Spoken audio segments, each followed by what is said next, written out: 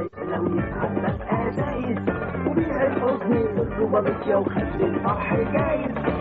هنلف معاكم في الشوارع والحارات، هنشوف وياكم افندية وانسان، وهنعرف منهم اخر نكتة في مصر ايه، واحلى نكتة في مصر ايه. احلى نكتة في مصر ايه؟ لو مرة واحد ولا اتنين ولا تلاتة وضحكونا حتى من كتر الثباتة، هنعرف منهم اخر نكتة في مصر ايه، واحلى نكتة في مصر ايه. احلى نكتة في مصر ايه؟ اضحك قبل الضحك ما يغلى ويتعدى في ازايز وبيع الحزن بالربا بكيا وخلي الفرح جايز.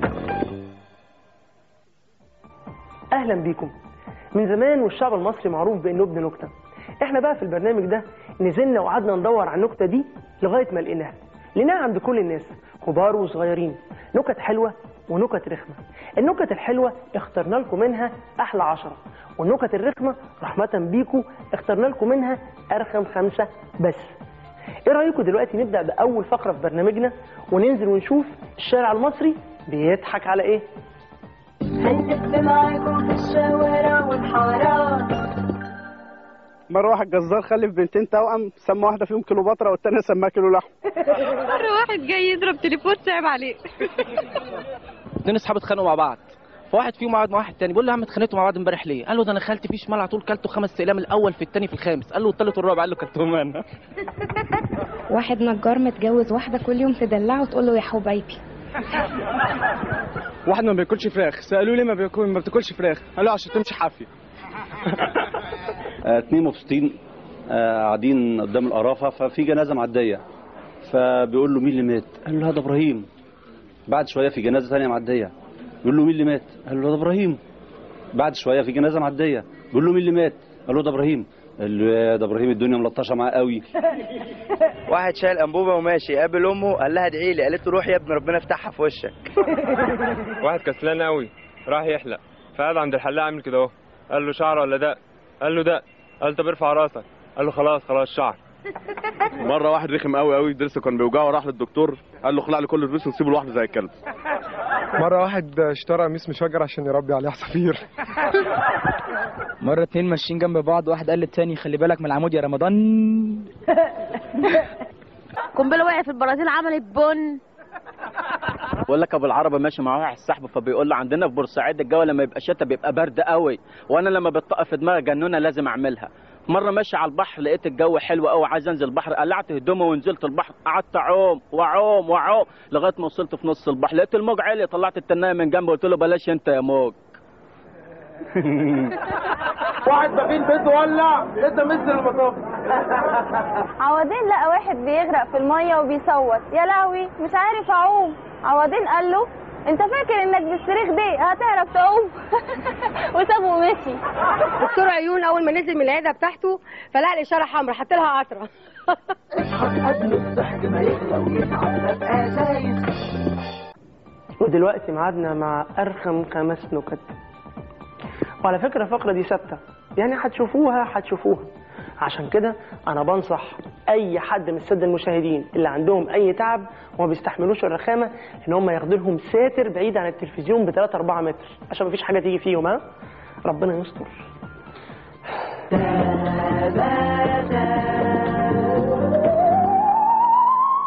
واحدة تقول لي جوزها هنعمل ايه النهارده في عيد جوازنا؟ قال لها هنقف دي احداد. حرامي راح يتجوز بنت واحد حرامي، فقال له خلاص يا عمي اتفقنا، انا هسرق لك اوضه النوم والسفره وانت تسرق لنا الصالون والانتريه.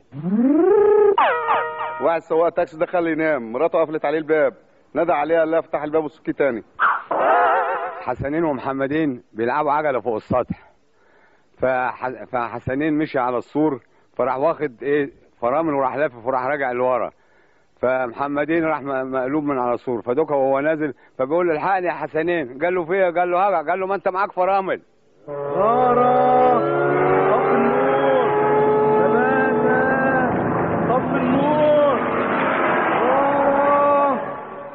واحدة بخيلة قوي بعتت ابنها يجيب عيش، وهو راح يجيب العيش ليها والبابا ليه، وهو راجع فقالت له يا ابني رجع الرغيف الثالث ابوك مات. يا جماعه في ناس قعدت برضه قريب من التلفزيون، يعني ما ينفعش. ده انا حذرتكم، الفقره دي مش سهله، يعني ربنا ستر المره دي، مش ضامنين المره الجايه. المهم تعالوا دلوقتي نفرجكم على احلى 10 نكت معانا في حلقتنا النهارده، وهما مترتبين من المركز العاشر للمركز الاول، وان شاء الله هيعجبوكم. طب احلى نكته في مصر ايه؟ واحد قابل واحد صاحبه وبقاله مده ما شافوش، فقال له انا بقالي مده ما بشوفكش كده، بس انا سمعت ان انت اتجوزت الرابع مره. ايه اللي حصل للثلاثه اللي قبليهم؟ قال له مفيش، اول واحده كلت فسيخ فاتسممت وماتت. قال له والثانيه؟ قال له برضه كلت فسيخ واتسممت وماتت. قال له يا ساتر يا رب. والثالثه برضه كلت فسيخ؟ قال له لا دي راسها اتفشفشت 100 حته. قال له ليه يا ساتر يا رب، حادثه؟ قال له لا ما رضيش تاكل فسيخ. واحد خلقه ضيق جدا، راح يفصل قماشه فعايز يفصلها قميص، دخل الترز متردد يخش ولا لا، فراح داخل الترز قال له بص بقى انا عايز افصل دي قميص، بس الياقه بتخنقني جدا، بلاش الياقه ماشي، الاساور بتضايقني جدا، ها بلاش الاساور، والزرار تكون برحاء، مش هفصل القميص. خبطوا على باب بيتهم، فالاول عمال يخبط، فمامته تقول له مين، فيعمل لها كده، فيخبط تاني، فمامته تقول له مين، يعمل لها كده، فالتاني قال له انت غبي، ايه اللي انت بتعمله ده؟ وبعد كده راح مخبط هو، فمامته تقول له مين، فعمل لها كده. واحد خارب الدنيا، كل ما موت واحد ويقتل واحد، فالظابط اتخانق منه. قال له يا ابني انت ايه اللي كل مره تجيلي كده خبط واحد؟ قال له يا باشا المره دي جاي لك بس مش غلطان، مدي فلاشر ومدي كلاكس. قال له طب تعال نشوف القتيل اللي انت قتلته. راح له راجل معلق جلوكوز وجاب دم من كل حته. قال له يا راجل انت الراجل ده اداك فلاشر؟ قال له حصل. قال له اداك كلاكس؟ قال له حصل. قال له ما وعدش، قال له كنت جوه محلي. واحد حنوتي اهلاوي بيحب في الاهلي هادي خشبه. قرد ماشي قابل حمار، قال له ازيك يا حمار؟ الحمار بص له كده قال له ايه، ما تقولوش يا حمار انا اسمي سمكه. قال له طب بتعرف تعوم يا سمكه؟ قال له لا. قال له تبقى حمار.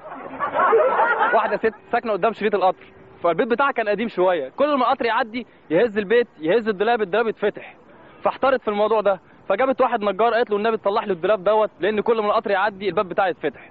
الله خلاص ماشي. فالنجار خلص شغله وصلحه. قالت له بقى انت تستنى جوه الدولاب لغايه ما تشوف الدولاب لما القطر يعدي هيتفتح ولا مش هيتفتح. الله خلاص ماشي. وهو قاعد مستني، جوزها جه فجاه فلقى الدولاب بيتهز، فبيفتحه لقى النجار قاعد فيه. قال له طبعا لا، حلفت لك 100 يمين ان انا مستني القطر، ما انتش مصدقني. دكتور تحاليل مات مشي في الجنازه، قلت تحاليلي يما. واحده وحشه قوي بتقول لجوزها انت ما بتغيرش عليا ليه؟ قال لها هغير عليكي من ايه؟ قالت له واحد غيرك كان برش من الشباك وما خلاش الجيران يشوفوني خالص. قال لها انت بس تبصي بصه واحده من الشباك، البصه الثانيه هم هيبرشموا لوحديهم. والان وفي المركز الاول وبدون منازع واحد صاحبنا راح صاله جيمنازيوم، قعد شهرين يشيل حديد، فواحد صاحبه بقى خمه وقال له انت جسمك بقى ايه، مفيش بعد كده. راح رايح محل بيتزا، فدخل البنت اللي قاعده في محل البيتزا قال لها مساء الخير. قالت له مساء النور. قال لها يا ترى لا عندك بيتزا الحجم ده؟ قالت له لا والله. لا ولا الحجم ده؟ لا والله. يا خساره يا خساره. وبكده نكون وصلنا لنهايه حلقتنا، وميعادنا في الحلقه اللي جايه. وما تنسوش تبعتوا لنا ارائكم واقتراحاتكم، والاهم نكاتكم على الايميل اللي ظاهر قدامكم. نشوفكم دايما على كل خير وكل ضحك.